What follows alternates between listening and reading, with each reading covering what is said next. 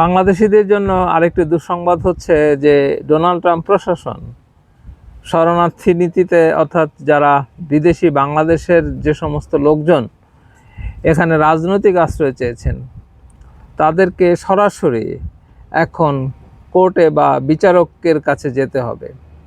আগে যেরকম একটা ইমিগ্রেশন অফিসারের কাছে যেতে হতো, এখন আর সেটি নয়।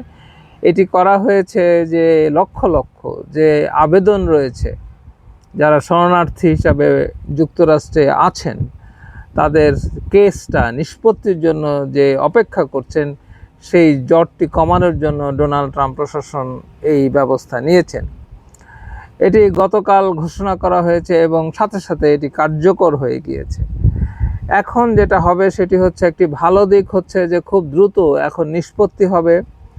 এই যে লক্ষ লক্ষ মানুষ যে অপেক্ষা করছেন তাদের এই কাগজগুলো তারা যে কোনো একটা প্রক্রিয়ার মাধ্যমে, অর্থাৎ বিচারকের সিদ্ধান্তের মাধ্যমে এটি সমাধান হবে।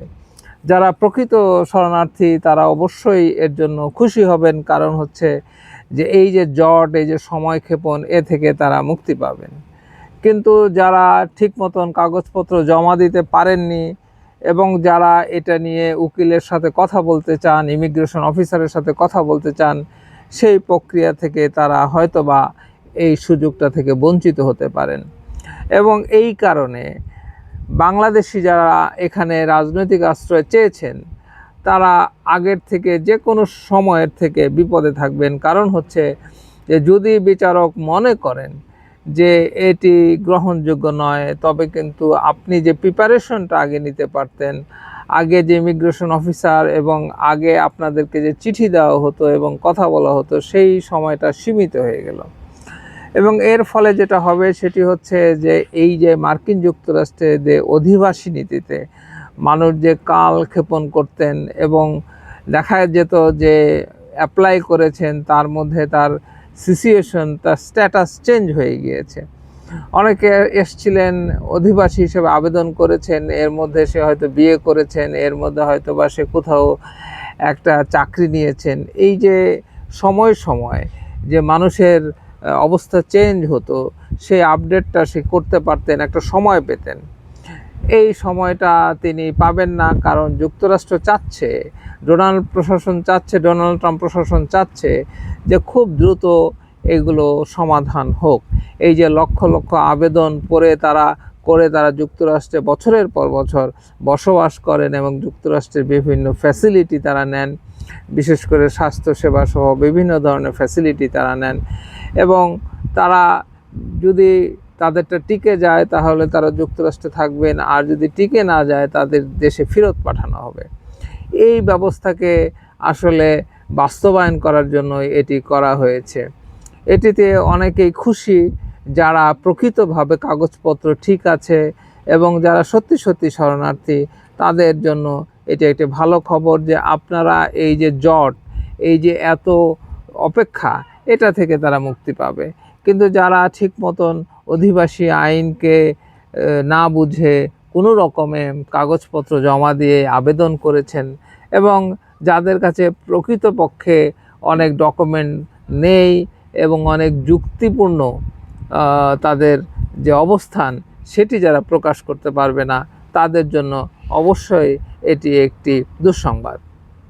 এখন আসি, যারা বাংলাদেশ থেকে এখানে এসে, অর্থাৎ যে কোনোভাবে হোক, অবৈধভাবে হোক বৈধভাবে হোক, যখন যুক্তরাষ্ট্রে এসে তারা কোনো অধিবাসী বা স্থায়ী হওয়ার জন্য বা গ্রিন কার্ডের জন্য যখন আবেদন করেন, তখন কে কীভাবে আবেদন করেছেন তারা হয়তো সেই জিনিসটা অনেকেই জানতেন না বা জানেন না। হয়তো বা কোনো উকিলের মাধ্যমে করেছেন, কেউ হয়তো ব্যক্তিগতভাবে করেছেন। যখন তারা আবেদনটি করেন তখন তারা ওইভাবে আটঘাট বেঁধে যদি আবেদনটা না করে থাকেন, তাহলে কিন্তু মাঝখানে যে ইমিগ্রেশন কর্তৃপক্ষের সাথে যে কথা বলা এবং তাদের সাথে যে নিজের অবস্থানকে বোঝানোর সেই সুযোগটা থাকছে না। এই কারণে এরপর থেকে কেউ যদি আবেদন করেন পলিটিক্যাল অ্যাসাইলামের জন্য, যে কোনো ক্ষেত্রে আপনাকে আবেদন করার সময় এমনভাবে আবেদনটা করতে হবে যে কোনো রকমের যাতে আপনার সুযোগ না থাকে, আপনার মধ্যে যাতে কোনো ফাঁক না থাকে, যে এটি গ্রহণযোগ্য হবে না। অর্থাৎ বিচারক যাতে কনভিন্স হন এবং বিচারকের সামনে, ইমিগ্রেশন বিচারকের সামনে আপনি একবারেই, প্রথমবারে গেলেই যাতে আপনি আপনার অবস্থানটা বলতে পারেন, বুঝাতে পারেন এবং আপনার কাছে ওই ডকুমেন্ট থাকে এবং আপনি যে অ্যাপ্লাই করেছেন সে সময় যে ডকুমেন্টগুলো দিয়েছেন সেই ডকুমেন্টগুলো সত্যি সত্যি যদি আপনার কাছে না থাকে তাহলে কিন্তু আপনি বিপদে পড়বেন। অর্থাৎ আপনি যে জন্য আবেদন করেছেন যুক্তরাষ্ট্রের গ্রিন কার্ডের জন্য বা এখানে অবস্থান করার জন্য, সেটি কিন্তু বাতিল হতে বাধ্য। এই কারণটি লক্ষ্য রাখতে হবে যারা বাংলাদেশি আছেন, বিশেষ করে যারা এখানে এখনও অপেক্ষামান রয়েছেন যে তারা অ্যাপ্লাই করবেন বা যুক্তরাষ্ট্রে কোনোভাবে এসছেন, আপনাদের দেশে গেলে আপনার নিরাপদ না, দেশে আপনার জন্য হয়তো বা কোনো ধরনের থ্রেট আছে, সেহেতু আপনি যুক্তরাষ্ট্রে আবেদন করতে চাচ্ছেন, তারা কিন্তু এখন খুবই সচেতনভাবে, খুবই নিখুঁতভাবে আপনাদের কাগজপত্রগুলো জমা দিতে হবে। আপনারা জানেন যে এমনিতেই এই মুহূর্তে ডোনাল্ড ট্রাম্প প্রশাসন এই যে অধিবাসন নীতিকে অনেক কঠোর করেছে, কঠোর থেকে কঠোরতর করছে, সেটারই একটা অংশ বিশেষ। সেহেতু যদি কেউ যুক্তরাষ্ট্রে এসে মনে করেন যে না এই আবেদনটা করা ঠিক হবে না, আপনার ওই ধরনের পেপারস নাই, ওই ধরনের ডকুমেন্ট নাই এবং ওই ধরনের যুক্তিযুক্ত বিষয় আপনার কাছে নেই, তাহলে আপনি দয়া করে আবেদন করবেন না। আবেদন করলে আপনি কিন্তু সরাসরি আপনার এটা বাতিল হবে এবং আপনাকে দেশে ফিরে যেতে হবে। অবশ্যই এর ফলে কিছু মানুষের উপকার হবে, কিন্তু বেশিরভাগ মানুষই কিন্তু ক্ষতিগ্রস্ত হওয়ার সম্ভাবনা রয়েছে যারা প্রকৃতপক্ষে শরণার্থী